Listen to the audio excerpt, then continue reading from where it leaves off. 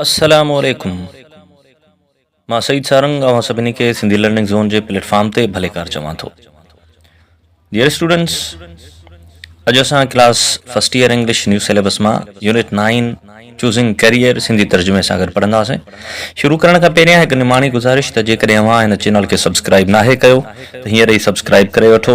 पंहिंजे भाइरनि भेनरुनि दोस्तनि या अहबाबनि सां ज़रूरु वंड कयो, शेयर कयो त जीअं घणे खां घणा सिंधी शागिर्द लाभ हासिल करे सघनि, फ़ाइदो वठी सघनि। अचो त सबक़ जे उनवान सां शुरू कयूं था। टाइटल आहे चूज़िंग करियर, याने पेशो चूंडणु या करियर जो इंतख़ाब। What do you want to be? तव्हां छा थियणु चाहियो था? This question must have taken you to a world of fantasies. हीउ सवाल ज़रूर तव्हांखे ख़यालनि जे दुनिया में वठी वियो हूंदो। As a child, you must have imagined yourself as a pilot soaring in the sky. नंढपण में तव्हां पाण खे कंहिं पायलट तौरु आसमान में उॾामंदे, a doctor striving to save humanity, या कंहिं डॉक्टर तौरु इंसानियत खे बचाईंदे, a detective solving a crime, या कंहिं जासूस तौरु ॾोह खे हल कंदे तसवुरु कयो हूंदो। Later in your life, you may have wanted to emulate those who inspire you. वक़्तु गुज़रण सां शायदि तव्हां उन्हनि माण्हुनि वांगुरु थियणु चाहियो जेके तव्हांखे मुतासिर कनि था। For instance, a famous actor, a genius scientist, or a brilliant sports person. मिसाल तौरु को मशहूर अदाकार, को ज़हीन साइंसदान या को बेहतरीन रांदीगर। However, now the answer to this question is not an idealistic or speculative musing, but a vital issue to ponder on. हाणे इन सवाल जो जवाब को ख़याली या तसवुराती ख्वाब नाहे, बल्कि हिकु अहम हक़ीक़त आहे जंहिं ते सोचण जी ज़रूरत आहे। It is time to choose a career where you think lies your future growth, the realization of your aspiration, fulfillment of your personality, and most importantly, the prospects of your productivity, satisfaction, and happiness. हाणे वक़्तु अची वियो आहे त तव्हां उहो पेशो चूंडियो जिते तव्हां सम्झो था त तव्हांजे मुस्तक़बिल जी तरक़ी, तव्हांजे ख़्वाहिशुनि जी तकमील ऐं तव्हांजी शख़्सियत जो इज़हार आहे। ऐं सभ खां अहम तव्हांजी ख़ुशी, तख़लीक़ियत ऐं इत्मीनान जा मौक़िया मौजूदु आहिनि। Before embarking on a journey to choose a career, it is essential to understand the difference between a job and a career. पेशो चूंडण खां अॻु में याने कैरियर चूंडण खां पहिरियां ज़रूरी आहे त नौकरी ऐं पेशे याने जॉब ऐं करियर में फ़र्क़ु सम्झियो वञे। Though jobs and career are considered synonymous and interchangeable, there is a subtle difference between the two. जेतोणीकि जॉब ऐं करियर खे हम न सम्झियो वञे थो, साॻी माना वारा सम्झियो वञे थो, पर ॿिन्ही में हिकु बारीक या नफ़ीस फ़र्क़ु आहे। A career is not merely a job. There is much more to it. Career महज़ हिकु नौकरी न आहे, उन में इन खां अञा घणो कुझु वधीक आहे। A job is the work one does to earn money. जॾहिं त नौकरी हिकु उहो कमु आहे जेको माण्हू को पैसा कमाइण लाइ कंदो आहे। It may be full time to make a living or part time to support a student during the academic term. उहा फुल टाइम थी सघे थी त जीअं गुज़ारो करे सघिजे, ज़िंदगी गुज़ारे सघिजे, या पार्ट टाइम त जीअं पढ़ाईअ दौरान शागिर्दनि जी मदद थी सघे। It is a short-term strategy and does not necessarily require a professional degree or future planning. उहा मुख़्तसर मुद्दे वारी हिकमत अमली आहे ऐं लाज़मी न आहे त उन लाइ प्रोफेशनल डिग्री या कंहिं डिघे मनसूबाबंदीअ जी ज़रूरत हुजे। On the other hand, a career is a long-term journey based on one's passions, future growth, and personal advancement. उन जे बतड़ पेशो यानी करियर हिकु डिघे मुद्दे जो सफ़र आहे जेको कंहिं जे शौक़, मुस्तक़बिल जी तरक़ी ऐं ज़ाती बहितरीअ ते मुश्तमिल हूंदो आहे। For a career, one needs a certain level of education, a professional degree, or at least a definite skill set. Career जे लाइ तव्हांखे कुझु तालीमी क़ाबिलियतूं, प्रोफेशनल डिग्री या घटि में घटि मख़सूस महारतूं हासिल करणी पवंदियूं आहिनि। The first thing you should do while choosing a career is to make sure it interests you, something which brings you satisfaction and happiness. Career चूंडण वक़्तु पहिरीं ॻाल्हि जेका सभ खां अहम आहे उहा इहा त पक करियो त उहो कमु तव्हांखे पसंदि हुजे जेको तव्हांखे ख़ुशी ऐं इत्मीनान ॾिए। You will be more successful, fulfilled and productive if you are enthusiastic about your chosen path. जेकॾहिं तव्हां पंहिंजे चूंडियल रस्ते बाबति पुरजोश आहियो त तव्हां वधीक तख़लीक़ियत, इत्मीनान ऐं कामयाबी हासिल ज़रूरु कंदा। If you are passionate about science or fashion designing or literature or astronomy or business, then opt for it without caring what others choose. जेकॾहिं तव्हांखे साइंस में, फैशन डिज़ाइनिंग में, अदब, फ़ल्कियात या कारोबार में दिलचस्पी आहे त उनखे ई चूंडियो ऐं ॿियनि जे चूंड जी परवाह न करियो. Many students choose a particular field based on prevailing social trends, the insistence of family pressure, or lack of information about other sciences, not because of their genuine interest in that field. घणा शागिर्द मौजूदा समाजी रुझाननि यानी trends, खानदान जे ज़ोर या वरी दोस्तनि जे दबाव सबब का फील्ड चूंडींदा आहिनि या उन्हनि खे ॿियनि फील्ड्स या शोबनि जी का ख़बर कान हूंदी आहे ऐं उहो बग़ैर सोचे सम्झी उनखे चूंडींदा आहिनि, बग़ैर उहो सम्झी त उन्हनि खे उन फील्ड में का बि दिलचस्पी आहे या न. Ultimately, after some time, they find no motivation to continue. आखिरकार कुछ वक्त गुज़रण खां पोइ उन्हनि जो हौसलो ख़त्म थी वेंदो आहे. In the long run, this lack of motivation leads to dissatisfaction and negative emotional experience. अॻिते हली ही उत्साह जी कमी, अदम इत्मीनान या बेसुकूनी ऐं नाकारी जज़्बाती तजुर्बे ॾांहुं वठी वञे थी. Every field offers potential growth, success, and satisfaction if you excel in it by putting your heart and soul into it. हक़ीक़त इहा आहे त हर मैदान या फील्ड में तरक़ीअ ऐं कामयाबीअ जा मौक़ा मौजूद आहिनि जेकॾहिं तव्हां दिलो जान सां महिनत कंदव त. Your personality type and your values also determine the choice of career. तव्हांजी शख़्सियत जो क़िस्म ऐं तव्हांजा क़दुर पिणु पेशो या करियर चूंडण में अहम किरदारु अदा कंदा आहिनि. Everyone has certain personal values which mold his or her preferences. हर माण्हूअ जा पंहिंजा कुझु ज़ाती क़दुर हूंदा आहिनि जेके संदसि तरजीहुनि खे ठाहींदा आहिनि. For some it is independence and for others it is recognition or leadership. किन लाइ त आज़ादी अहम हूंदी आहे त किन लाइ वरी मशहूरी ऐं क़यादत या अॻुवाणी करणु. Some wish to help humanity and others desire intellectual, scientific or artistic achievements. कुछ इंसानियत जी मदद करणु चाहींदा आहिनि त के वरी इल्मी या फ़नी कामयाबियूं हासिल करणु चाहींदा आहिनि.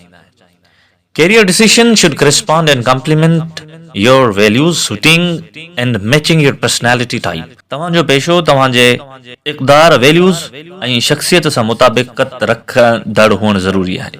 An extroverted person finds a social, customer-oriented workplace more appealing. मिसाल तौर हिकु मेलाप पसंद यानी एक्सट्रोवर्ट माण्हू समाजी या ग्राहक मरकूज़ कम खे वधीक पसंद करे थो.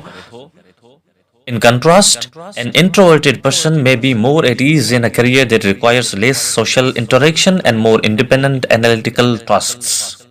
जॾहिं त अंदरां माइल यानी इंट्रोवर्टेड माण्हू उन्हनि शोबनि में वधीक आरामदा महसूस कंदो आहे जिते समाजी राब्तो घटि ऐं आज़ाद तजज़ियाती कमु वधीक हुजे. Engineering may be a good field for someone who likes to do practical work in the field. जेकी अमली मैदान में कमु करणु चाहिनि था उन्हनि लाइ इंजीनियरिंग जहिड़ो शोबो मुनासिब थी सघे थो. The next step in your pursuit to choose your career is to identify your strengths and weaknesses. पेशो चूंडण जी कोशिश दौरान ॿियो कदम उहो आहे त तव्हां पंहिंजी सलाहियतुनि ऐं कमज़ोरियुनि जी सुञाणप करियो. It is essential to know if you possess the required skills to pursue your preferred career. इहो ज़रूरी आहे त मालूम कयो वञे त छा तव्हां वटि उहे सलाहियतूं आहिनि जिन जी ज़रूरत तव्हांजे पसंदीदा करियर लाइ आहे. For example, you may like computer science and want to make a career in it, but the study of computational algorithms necessitates solid and logical skills. मिसाल तौर तव्हांखे कंप्यूटर साइंस पसंदि हुजे ऐं तव्हां उन्हीअ में पेशो ठाहिणु चाहियो था पर कंप्यूटिंग ऐं अल्गोरिदम जी पढ़ाईअ लाइ मज़बूत मंतक़ी सलाहियतूं हुअणु घुर्जनि. Similarly, good knowledge of accounting is needed if you aspire to be a chartered accountant. साॻे तरीक़े सां चार्टर्ड अकाउंटेंट थियण लाइ सुठी अकाउंटिंग जी ॼाण हुअणु तमामु ज़रूरी आहे. Likewise, if you are interested in the visual arts, you should be creative and artistic attributes that can be displayed through your work. जेकॾहिं तव्हां बसरी हुनर यानी विजुअल आर्ट्स में दिलचस्पी रखणु चाहियो था जीअं वीडियोग्राफी, फोटोग्राफी, फिल्म मेकिंग वग़ैरह त तव्हां वटि अहिड़ो हुनर हुअणु घुर्जे जंहिंसां तव्हां पंहिंजे कम में फ़नी ऐं तख़लीक़ी क़ाबिलियतूं ॾेखारे सघो. You may choose a career only when you are sure that you possess the required skill or you will be able to master the needed skills. तव्हां सिर्फ़ तॾहिं ई को कैरियर चूंडियो जॾहिं तव्हांखे यकीन हुजे त उन लाइ घुर्बल सलाहियतूं तव्हां वटि मौजूदु आहिनि या तव्हां उहे महारतूं हासिल करण जे क़ाबिल आहियो. There are many aptitude tests available online that can help you to reach a suitable decision. Online केतिरियूं ई एप्टीट्यूड टेस्ट तव्हांखे तव्हांजो कैरियर यानी पेशो चूंडण जो फ़ैसिलो करण में मदद करे सघनि थियूं. Make sure that your abilities and interests are compatible with your intended career path. पंहिंजे क़ाबिलियतुनि ऐं दिलचस्पियुनि जे मुताबिक़त अव्हां जे मुंतख़िब कयल रस्ते सां हुअणु ज़रूरी आहे. Sometimes we have a very idealistic and unattainable perception of our dream career. कॾहिं कॾहिं असां पंहिंजे ख्वाबी पेशे यानी ड्रीम करियर जे बारे में बेहद मिसाली ऐं नामुमकिन सोच रखूं था. Therefore, it is always helpful to talk to someone who has experience in the career you want to pursue. इन करे बहितर आहे त तव्हां कंहिं अहिड़े शख़्स सां मिलो जंहिंखे उन जे फील्ड में तजुर्बो हुजे जंहिं में तव्हां कैरियर ठाहिणु चाहियो था. By consulting a veteran of the field, you may gain valuable insight into the particular field's expectations, procedures, difficulties and rewards. उन फील्ड जा तजुर्बेकार तव्हांखे उन फील्ड जूं उमेदूं यानी एक्सपेक्टेशंस, तरीक़ेकार यानी प्रोसीजर्स, मुश्किलातूं यानी डिफिकल्टीज़ ऐं रिवार्ड्स यानी नतीजा ॿुधाए सघनि था. For instance, if you are interested in pursuing a career in academia, then it would be appropriate to approach your teacher to guide you towards your intended path. मिसाल जे तौर जेकॾहिं तव्हां अकेडमिया यानी तालीम या रिसर्च में को करियर ठाहिणु चाहियो था त पंहिंजे उस्ताद सां राब्तो करणु या सलाह मशवरो करणु बहितर रहंदो. He or she may be able to tell you about the institutions, processes and some helpful tips to achieve your goal. हू तव्हांखे उन फील्ड लाइ इदारा, उन्हनि जा तरीक़ेकार ऐं कुझु मददगार तरकीबूं पिणु ॾेई सघनि था. Talk to any army officer or visit a recruitment center to know more about life in the forces and the demanding selection criteria if you dream of joining the military. जेकॾहिं तव्हां फ़ौज में शामिल थियण जा ख्वाब ॾिसो था त कंहिं फ़ौजी ऑफिसर सां मिलो या वरी भर्ती सेंटर जो दौरो करियो त तव्हांखे फ़ौजी ज़िंदगी ऐं उन जे वञण जे तरीक़ेकार बाबति तव्हांखे ख़बर या ॼाण मिली सघे. If possible, attend the career counseling seminars or seek the help of a professional career counselor. जेकॾहिं मुमकिन हुजे त कैरियर काउंसलिंग सेमिनार में शिरकत करियो या कंहिं प्रोफेशनल कैरियर काउंसलर खां मदद वठो. He or she may not only be able to help you to choose your career, but may also guide you through the admission process with suggestions for suitable institutions, methods to obtain a scholarship, or inform you of the eligibility criteria of financial aid if need be. अहिड़ो माहिर न रुगो तव्हांखे पेशो चूंडण में मदद ॾींदो पर दाख़िला जे अमल, मुनासिब इदारनि, स्कॉलरशिप या माली मदद जे अहल हुजण बाबति बि रहनुमाई कंदो. Most of the careers require a university degree and an extensive period of studying or training. घणा पेशा यानी घणा कैरियर यूनिवर्सिटी जी डिग्री ऐं ट्रेनिंग जी तक़ाज़ा या घुर्ज कनि था. It is always wise to know about the admission criteria of various institutions that offer such degrees. तंहिं करे मुख़्तलिफ़ अहिड़नि इदारनि जे दाख़िला जे मयारनि बाबति ॼाण रखणु हमेशा अक़ुलमंदी आहे. Nowadays, almost every university has a functional website where detailed admission-related information is available. अॼुकल्ह तक़रीबन हर यूनिवर्सिटीअ जी पंहिंजी कमु कंदड़ यानी फंक्शनल वेबसाइट आहे जिते दाख़िला बाबति तफ़सीली मालूमात पिणु मौजूदु आहे. Most of the universities conduct their entrance test, but some also accept the SAT score. घणी यूनिवर्सिटियूं त दाख़िला लाइ पंहिंजी टेस्ट मुनक़िद कंदियूं आहिनि जॾहिं त कुझु यूनिवर्सिटियूं सेट स्कोर यानी सेल्फ असेसमेंट टेस्ट स्कोर खे पिणु क़बूल कनि थियूं. Visit the websites of different universities to familiarize yourself with the format and the content of the test. मुख़्तलिफ़ यूनिवर्सिटियुनि जी वेबसाइट ते वञी टेस्ट जे तरीक़ेकार ऐं मवाद बाबति मालूमात खां आगाही हासिल करियो. For example, if you want to be a doctor, you should know the test format for admission to medical universities. मिसाल जे तौर जेकॾहिं तव्हां डॉक्टर थियणु चाहियो था त मेडिकल यूनिवर्सिटियुनि जी दाख़िला टेस्ट जो फॉर्मेट ॼाणणु तमामु ज़रूरी आहे. It is advisable to prepare for the test subjects before taking them. Test ॾियण खां अॻु मुतल्लिक़ा मज़मूननि जी तयारी पिणु करियो. Visit libraries or research on the internet for the books and relevant material for preparation. Librarian खे विज़िट कयो या इंटरनेट ते तयारीअ लाइ लाॻापियल किताब या मवाद खे ॻोल्हियो. Take mock tests offered by many websites to identify priority areas you need to work upon. मुख़्तलिफ़ वेबसाइटुनि ते वञी मॉक टेस्ट्स ॾियो त तव्हांखे अहिड़ियुनि एरियाज़ जी ख़बर पवे जिन ते अञा वधीक महिनत करण जी ज़रूरत आहे. Finding your dream career is not merely a wish, but it requires hard work, commitment, and the right attitude. तव्हांजो ख्वाब सिर्फ़ हिकु ख़्वाहिश न आहे बल्कि उन लाइ महिनत, साबित क़दमी ऐं दुरुस्त रवैये जी ज़रूरत आहे.